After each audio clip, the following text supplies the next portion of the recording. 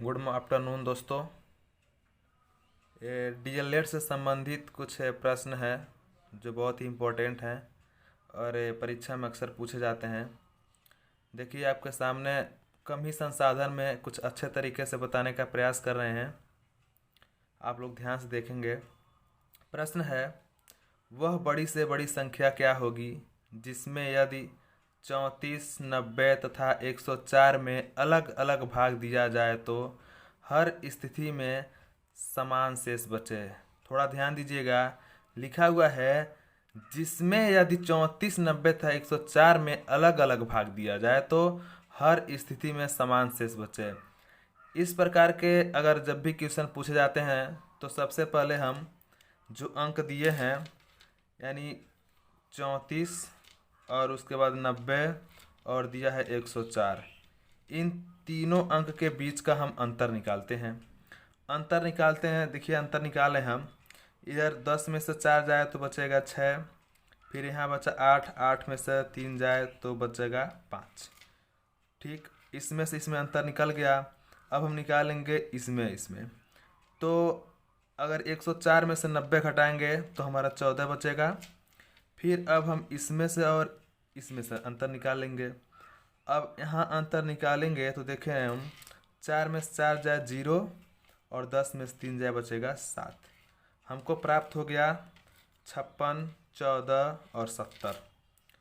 अगर हम इन तीनों का एलसीएम निकाल लें तो देखिए क्या प्राप्त होता है। एलसीएम नहीं, आप बड़ी से बड़ी संख्या पूछा है तो आप एचसीएफ निकालेंगे। एचसीएफ निकालने के लिए सबसे बड़े वाले अंक को अंदर रखा जाता है और छोटे वाले अंक से भाग दिया जाता है। छोटा वाला अंक है आपका 14, आप भाग देंगे तो 14 पचे 70। ये देखिए कट गया। लास्ट बार किससे कटा है? 14 से। तो फिर 14 से जो अंक शेष ऊपर बचा हुआ है 56, इसको भी अंदर रखेंगे। अब फिर इसको काटिए तो हो जाएगा 14 चौको 56, अर्थात हमारा एचसीएफ कितना निकल के आ गया?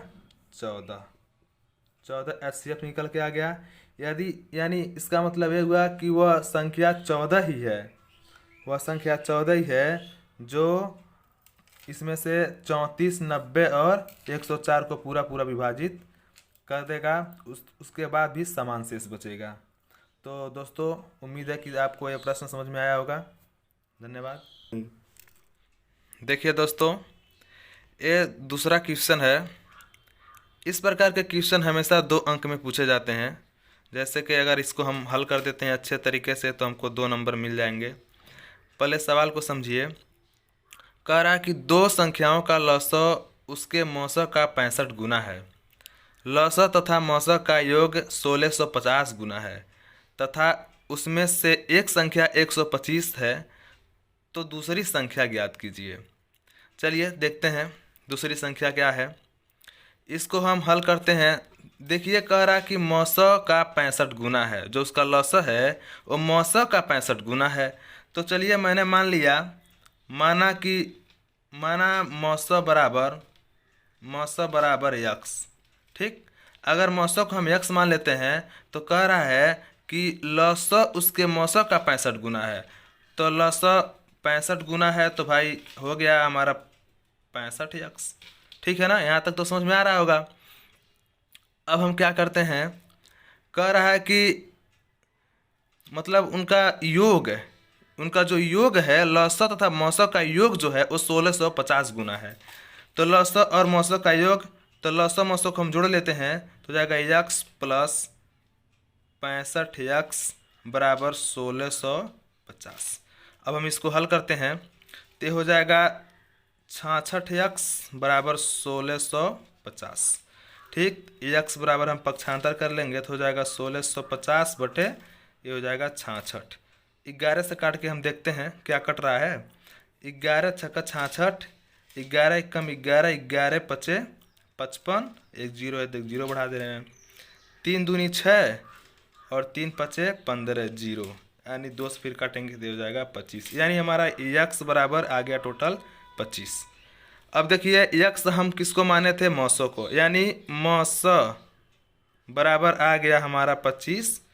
तो दिया था कि मौस और लसो बराबर 65 था। तो हम क्या करेंगे, यक्स गुड़े 65 था, यक्स का मान हम 25 प्राप्त कर लिए हैं, 65 ये हो गया, ये हमारा हो गया क्या, लसो। चलिए हम इसको मल्टीप्लाई बाद में कराएंगे क्योंकि आगे हल करने में आसानी हो जाएगा।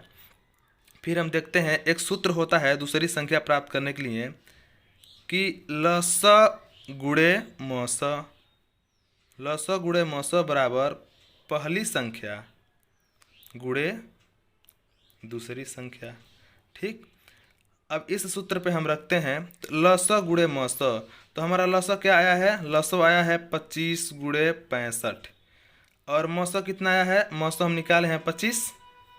इसमें से एक संख्या दे रखा है, एक संख्या 125 दे रखा है। देखिए ऊपर आपको दिखा रहे हैं कि इसमें लिखा है कि उनमें से एक संख्या 125 है। तो दूसरी संख्या ज्ञात करना है। तो दूसरी संख्या को यहाँ हम मान ले रहे हैं यक्स। अब काटिए, इसको हल करते हैं। 25 पचे 125, अब 5 पचे 25। अब हम यहाँ देखिए 5 पचे 25 को 5 हासिल 2, 5 छः 30 2 32 बराबर इधर यक्स बचा है तो यक्स, यानी क्या हो गया, यक्स बराबर हमारा यक्स का मान कितना आ गया 325। यही हमारा हो जाएगा उत्तर।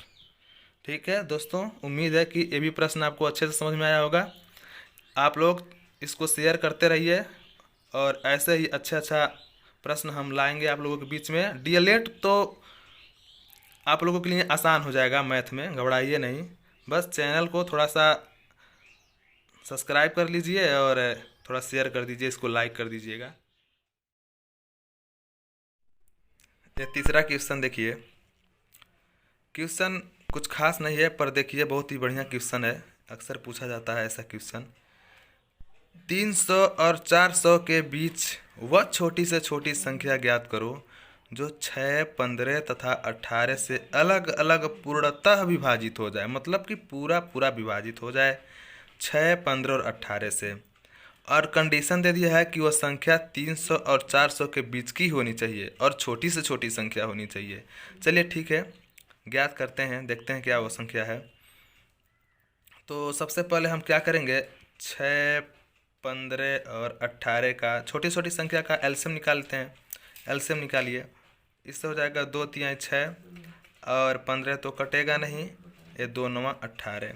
फिर अब 2 से कटने वाला है नहीं, 3 से, 3 एक कम 3, 3 पचे 15, 3 तिरिका 9। फिर 3 से काटिए, ये कट गया है, ये 5 और एक कट गया।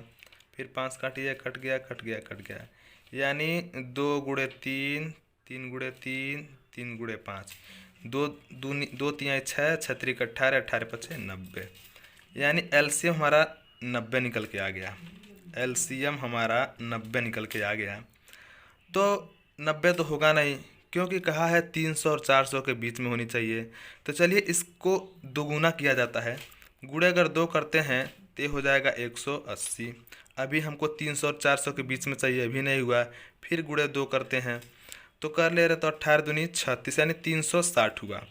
यानी अब तो हो गया ना 300 और 400 के बीच कितनी संख्या, वह संख्या क्या हो गया 360, यानी वो संख्या 360 ही होगी, जो 300 और 400 के बीच की छोटी से छोटी संख्या होगी, जो मतलब 6, 15 और 18 से पूरा पूरा विभाजित हो जाएगा। ये हमारा क्या हो जाएगा, आंसर हो जाएगा। ठीक है, छोटा सा क्वेश्चन था पर बहुत अच्छा था, उम्मीद है अच्छे से समझ में आएगा आपको। चलिए नेक्स्ट क्वेश्चन हम देखते हैं। मित्रों ये अगला क्वेश्चन है, यह एक ऐसा क्वेश्चन है कि जिसे लोग बहुत कंफ्यूज भी होते हैं और लेकिन ये परीक्षा में लगभग सभी कॉम्पिटिटिव एग्ज़ाम में भी पूछे जाते हैं। वो डीएलएड का हो या तो यूपीपी हो, ऐसा एसएससी हो, कोई भी क्वेश्चन हो, इस क्वेश्चन को उसमें डाल ही दिया जाता है कि भिन्न का महत्तम समापवर्तक क्या होता है, भिन्न का लघुत्तम समापवर्तक क्या होता है।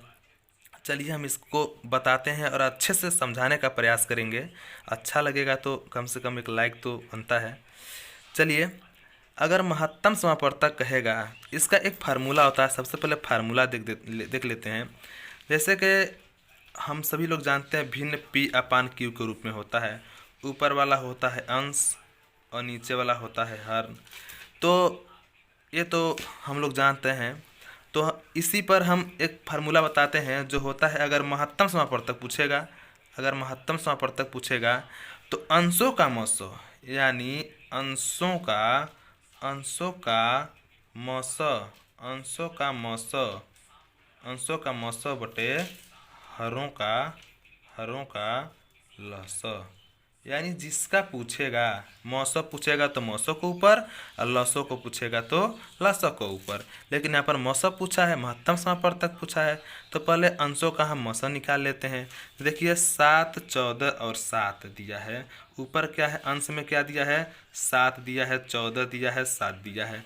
ये जो तीनों अंक दिए हैं इसका हम पहले मौसो निकालते हैं। तो मौसो निकालने के लिए बड़े वाले को अंदर और छोटे वाले को बाहर। 7 दूनी 14, यानी कट गया, 7 से कटा है। अभी हमारे अंदर अभी पास भी 7 और एक और 7 बचा हुआ है, उस 7 को रखते हैं। तो 7 एक कम हो जाएगा 7, कट गया, यानी मौसो बराबर कितना आ गया, 7 आ गया। यानी अंश का मौसो निकालना था, तो मौसो बराबर हमको 7 मिल गया, मौसो बराबर 7 मिल गया। अब हरों का, ये जो हरों का नीचे जो हर है वो हरों का हमको लसो निकालना है। तो लसो ज्ञात करने के लिए 9, 15 और 10 दिया है। ये दिया है 9, 15 और 10। तो चलिए निकाल लेते हैं, इसका मौसम हम निकाल लेते हैं, यहाँ पर बगल में निकाल लेते हैं। 9, 15 और 10 निकालिए। 2 से 9 नहीं कटेगा, 15 नहीं कटेगा, 2 5 10।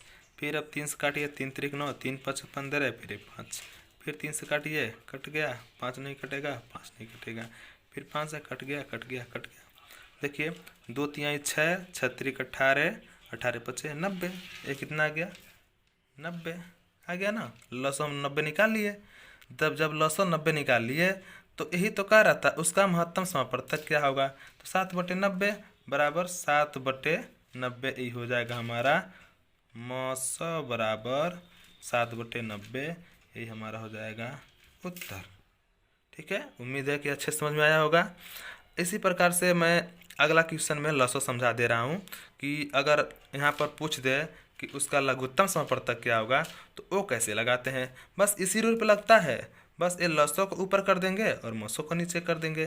ठीक है, समझा रहे हैं अगले वीडियो में। देखिए पिछले सवाल में हम समझे थे कि भिन्न का मौसो कैसे निकाला जाता है। अब यहाँ हमको निकालना है लसो। सवाल वही है, बस यहाँ वहाँ मौसो निकालना था और यहाँ लसो निकालना है। इसमें भी सूत्र लगेगा, वही सूत्र लगेगा, लेकिन इसमें लसो ऊपर हो जाएगा। लसो पूछा है तो लसो ऊपर हो जाएगा। यहाँ पर लिखेंगे अंशों का लसो, क्योंकि लसो पूछा है तो लसो ऊपर लिखेंगे। अंशों का लसो बटे हरों का मौसो। बस हो गया। अब इसी सूत्र पर निकाल कर रख दीजिए। 3, 4 और 9 का लसो निकालिए, बगल में निकाल लीजिए। यहाँ देखिए 3, 4 और 9, यही तो था, 3, 4, 9 अंश के रूप में। 3, 4, 9 का हम जब लसो निकालेंगे तो हो जाएगा, 2 से काटिए, 3 नहीं कटेगा, 2 दूनी 4, 9 नहीं कटेगा, फिर 2 से काटिए, 3 नहीं कटेगा, कट गया, 9 नहीं कटेगा, फिर 3 से काटिए, ये देखिए कट गया, 3 त्रिक का 9, फिर 3 से कट गया, कट गया, कट गया। सिंपल में एकदम छोटा छोटा करके समझा रहे हैं, एकदम बच्चों की तरह। उम्मीद है आपको अच्छे समझ में आ रहा होगा। इनका मैथ बहुत कमज़ोर है, उनको भी अच्छे से समझ में आ रहा होगा। 2 दूनी 4, 4 तिहाई 12, 12 तिहाई 36, यानी लसो बराबर कितना आ गया, लसो बराबर आ गया 36। तो लसो, तो यहाँ देखिए लसो के स्थान पर हम यहाँ लिख देंगे बराबर, यहाँ हम लिख देंगे 36। हमको हरों का मौसो ज्ञात करना है, तो ठीक है, बगल में हम मौसो भी ज्ञात कर ले रहे हैं। मौसो ज्ञात करने के लिए फिर हम बगल में मौसो ज्ञात करके आपको दिखा रहे हैं। तो हरों का निकालना है ना मौसो, 5, 7 और 13 का। तो 13 इसमें बड़े है तो 13 को अंदर रखेंगे, सबसे छोटा इसमें 5 है, 5 को बाहर रखेंगे। तो 5 दूनी 10, यहाँ बचा 3।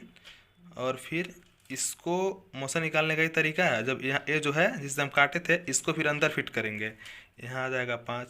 तो 3 एक कम 3 हो गया, और इसको घटाएंगे तो यहाँ 2 बचा, फिर 3 को अंदर रखेंगे, फिर 2 एक कम 2, फिर इसमें से घटाइए 1 बचा, फिर इसको 2 को अंदर लाइए, तो ये हो जाएगा 2, तो 1 दूना 2, यानी किससे कटा है? 1 से कटा है। लास्ट बार 1 से कटा है तो फिर एक ही से जो संख्या बचा है उसको भी काटेंगे। बचा है संख्या क्या? 7 बचा है, यही तो बचा है 7। 13 और 5 को यूज कर लिए, 7 बचा हुआ है, तो 7, तो 1 7 7, यानी हमारा मौसम कितना आ गया? मौसम बराबर 1 आ गया। ये हो गया मौसम। तो मौसम के जगह पर फिर हम यहाँ बट्टे करके 1 लिख दे रहे हैं। तो नीचे 1 लिखिए या 9 लिखिए, किसी भी संख्या के नीचे 1 तो ऑलरेडी होता ही है। यहाँ लिख सकते हैं बराबर 36। यही हमारा क्या हो गया? यही हमारा हो गया आंसर। उम्मीद है कि अच्छे से आप लोगों को समझ में आया होगा। अगर क्लास अच्छा लगा हो तो एक बार चैनल को सब्सक्राइब कर दीजिए और अपने मित्रों से कहिए कि यह वीडियो देखें और उसको शेयर करें, ताकि आप लोगों का मैं हेल्प करता रहूं।